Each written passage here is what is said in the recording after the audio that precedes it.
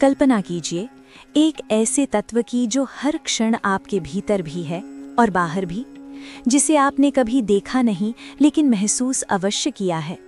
एक ऐसा दैवत्व जो जब चाहे इस संसार में जन्म लेकर उसे बचा सकता है और जब चाहे संपूर्ण सृष्टि को पुनः शून्य में विलीन कर सकता है। उस तत्व का नाम है भगवान विष्णु। लेकिन क्या आप सच में जानते हैं विष्णु कौन है? जिन्होंने भी इस संसार को देखा है वे मानते आए हैं कि सृष्टि की रचना ब्रह्मा ने की। पर क्या आपने कभी सोचा ब्रह्मा स्वयं कहाँ से आए? पुराणों में वर्णन मिलता है कि ब्रह्मा विष्णु की नाभि से निकले कमल से उत्पन्न हुए थे, अर्थात ब्रह्मा भी विष्णु की ही सृष्टि हैं। पर यदि विष्णु सृष्टि से पहले थे तो वे स्वयं कैसे अस्तित्व में आए? इस रहस्यमयी कथा को अंत तक अवश्य देखिए, क्योंकि इसी यात्रा में आपको ज्ञात होगा विष्णु की उत्पत्ति कैसे हुई, इस ब्रह्मांड की रचना किसने की और इस सृष्टि में विष्णु की वास्तविक भूमिका क्या है। आपको ऐसे अनेक प्रश्नों के उत्तर मिलेंगे जिनके बारे में बहुत कम लोग जानते हैं। इसलिए वीडियो को स्किप मत कीजिए, अंत तक देखिए, क्योंकि हर क्षण में छिपा है एक गहरा रहस्य। इसके लिए हमें चलना होगा उस काल में जहां समय का अस्तित्व ही नहीं था, उस स्थान पर जिसका न कोई नाम था न कोई परिमाण, एक ऐसा आयाम जो हर आयाम से परे है, जहां न कोई पहुंच सकता है न देख सकता है, एक ऐसा सत्य जो हर सत्य से ऊपर है। आइए मिलते हैं सदाशिव से। इस ब्रह्मांड के आरंभ में न कोई तारा था, न सूर्य, न चंद्र था, न समय, न दिशा थी, न ध्वनि, सिर्फ शून्य था। और उस शून्य में विराजमान थे सदाशिव। सदाशिव न देहधारी हैं न रूपधारी, वे पर ब्रह्म हैं, साक्षात अव्यक्त। वे न जन्म लेते हैं न मृत्यु को प्राप्त होते हैं, वे न बनते हैं न नष्ट होते हैं। वे सदैव हैं, समय और आयामों से परे, एक भी और अनेक भी, हम सब के भीतर विद्यमान। जब कुछ भी नहीं था तब उन्होंने इच्छा की कि मैं इस चेतना को एक रूप दूं जो पालन करे, जो रचना करे, जो संचालन करे। और उस दिव्य इच्छा से उनकी छाया से प्रकट हुए श्री नारायण, जो अब तक अदृश्य ब्रह्म चेतना थे। सदाशिव ने उन्हें श्री हरि के रूप में प्रतिष्ठित किया। फिर नारायण योग निद्रा में लीन हो गए और उसी योग निद्रा के मध्य उनकी नाभि से प्रकट हुआ एक दिव्य कमल। वो कोई साधारण पुष्प नहीं था, वो था हिरण्यगर्भ, चेतना और सृष्टि का बीज।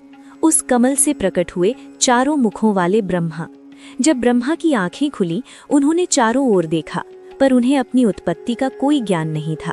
उन्होंने प्रश्न किया, मैं कौन हूँ, मुझे किसने बनाया? पर चारों ओर मौन था। तब उन्होंने ध्यान किया हजारों वर्षों तक और अंततः उन्होंने देखा नारायण को योग निद्रा में लीन। तभी उन्हें ज्ञात हुआ कि वे स्वयं उन्हीं की नाभि से जन्मे हैं। लेकिन यहीं छिपा है एक और गूढ़ रहस्य। जब ब्रह्मा ने नारायण से उनकी उत्पत्ति के विषय में पूछा तो नारायण ने कहा, मैं भी किसी और की इच्छा से प्रकट हुआ हूँ, मेरा आदि भी है और अंत भी, और वे हैं सदाशिव। तब ब्रह्मा ने पहली बार शिव तत्व पर ध्यान किया और उसी क्षण प्रकट हुए शिवलिंग के रूप में सदाशिव, वो शिवलिंग जिसका न आदि है न अंत। और वहीं से आरंभ हुई त्रिमूर्ति, ब्रह्मा रचयिता, विष्णु पालक और रुद्र संहारक, शिव जो स्वयं सदाशिव की ही छाया हैं। अब आते हैं श्री विष्णु के सत्य पर। कल्पना कीजिए एक अनंत महासागर जिसे क्षीर सागर कहा जाता है। वहां एक विशाल शेषनाग पर एक शांत दिव्य स्वरूप विश्राम कर रहा है। उनका रंग नीला है, समुद्र की गहराई जैसा। आंखें बंद हैं पर वे सब देख रहे हैं। उनके चरणों के पास विराजमान है लक्ष्मी और उनकी नाभि से प्रकट हो रहा है एक कमल जिसमें ब्रह्मा विराजे हैं। ये दृश्य केवल कल्पना नहीं, ये ब्रह्मांड की उत्पत्ति का प्रतीक है। शेषनाग जिन पर विष्णु विराजमान है, उनके हजारों भणों से समय का प्रवाह निकलता है। क्षीर सागर कोई भौतिक स्थान नहीं बल्कि चेतना का वो स्तर है जहाँ केवल योगी अपने ध्यान में पहुँच सकते हैं। विष्णु कोई साधारण देवता नहीं है, वे केवल पालन करता नहीं, वे समय के आर पार विद्यमान हैं। वेद कहते हैं काल स्वयं विष्णु के अधीन है। जहाँ भी कोई माँ अपने बच्चे को सुला रही है, जहाँ कोई वृद्ध संत दूसरों के लिए प्रार्थना कर रहा है, वहाँ विष्णु है। विष्णु के अंशावतार आज भी पृथ्वी पर जन्म लेते हैं, जिन्हें हम संतों, गुरुओं और महात्माओं के रूप में पहचानते हैं। वे सदैव समाज को संतुलन में रखने के लिए गुप्त रूपों में सक्रिय रहते हैं। ब्रह्मवैवर्त पुराण में कहा गया है, कलयुग के अंत में जब अधर्म अपनी सीमा पार कर जाएगा, तब विष्णु स्वयं कल्कि के रूप में प्रकट होंगे। उनका वाहन होगा एक श्वेत अश्व। उनका उद्देश्य होगा अधर्म का विनाश और सतयुग की पुनः स्थापना। राम और कृष्ण के रूप में विष्णु ने जो किया वो केवल धर्म की स्थापना नहीं थी, वो चेतना को ऊंचाई देने का दिव्य प्रयास था। और आज भी हर भक्त के हृदय में कहीं ना कहीं विष्णु मौन रूप में विराजमान है। तो मित्रों, विष्णु केवल एक देवता नहीं है, वे समय के आर पार फैली हुई एक अनंत ऊर्जा है। वे हैं जो दिखते नहीं पर सब कुछ संचालित करते हैं। वे हैं जो हर युग में धर्म की रक्षा के लिए आते हैं, चाहे राम के रूप में या कृष्ण के रूप में। और वे ही हैं जो अंततः सबको वैकुंठ की ओर ले जाते हैं।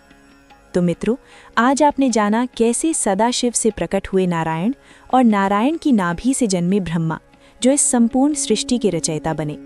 ये केवल एक कहानी नहीं है, ये उस चेतना की यात्रा है जिससे ये पूरा ब्रह्मांड निर्मित हुआ है। और आज भी वो शिव तत्व हमारे भीतर, हमारे चारों ओर सर्वत्र विद्यमान है। यदि आपको ये रहस्य और ज्ञान से भरी कथा पसंद आई हो तो कृपया हमारे चैनल को सब्सक्राइब अवश्य करें।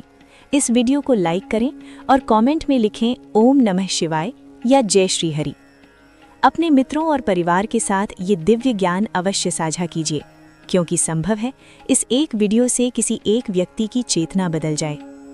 यदि आपको ये वीडियो पसंद आया हो और आप ऐसे ही आध्यात्मिक रहस्यों में रुचि रखते हो तो हमारे चैनल पर और भी अद्भुत, गूढ़ और ज्ञानवर्धक विषयों पर वीडियो उपलब्ध हैं, जैसे शिव कौन है, शिव तत्व क्या है, काली माँ की रहस्यमयी कथा, शिव और सती की दिव्य गाथा और भी अनेक आध्यात्मिक यात्राएं जो आपकी मन, बुद्धि और आत्मा तीनों को स्पर्श कर जाएंगी। तो अभी जाइए, हमारे चैनल को एक्सप्लोर कीजिए और जुड़ जाइए इस आध्यात्मिक यात्रा से, जहां हर वीडियो आपको स्वयं से मिलवाता है। चैनल को सब्सक्राइब करें, बेल आइकॉन दबाएं और बने रहें हमारे साथ, क्योंकि आपकी आत्मा जिस ज्ञान की खोज में है वो शायद अगली ही वीडियो में आपका इंतजार कर रहा हो। हर हर महादेव, जय श्री हरि।